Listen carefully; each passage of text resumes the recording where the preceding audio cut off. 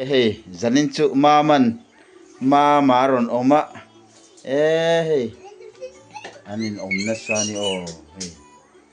Mama hi felani Mama hi ron duat ma. Mama hi duat mai ni hey. Tuna po. Mama kha avota tiang ti te hlawa. Puan vasin ti ro te tia. Fel the ni mama hi.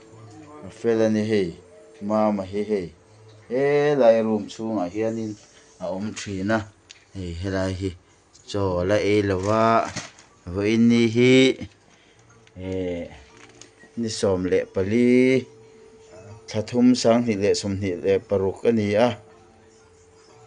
voin mama hi aron leng to voina he mama aron om to jana aron kal le he aron om le ani he kan lom khop mai mama mama fel kan tia mama hiron leng zia sela mama hiron om thien sela zana te hian ron mut pui sela kan ti tero mama mama felalom mama felani hela hian samuela lo om boka ni hi tv aena akuthi azen reng maya har ema tikon mama ko tikon amu mama ko meng sang ni to kha hello mo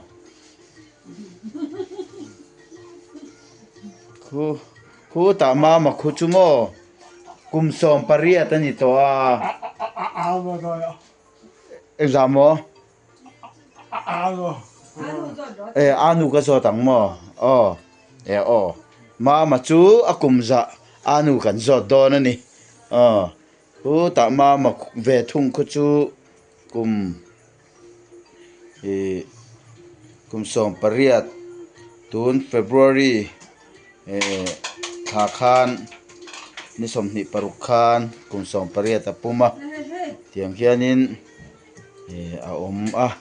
mama hi aron leng wang thina mama hi ron duat ma kan lom tak ani ron leng zel sela ani po pathianin dam na te hrisel na te pezel sela kan du ani tin mama po lo dam zel sela mama hi ko tikona mu nileng ina mu nileng in hei ti hian mu tuna aron thove chiamo cho la lo tlai cho la lova nakina aril tram de ule kuna cho te kan pedon ani anaw samuel hian adu tem au mama terole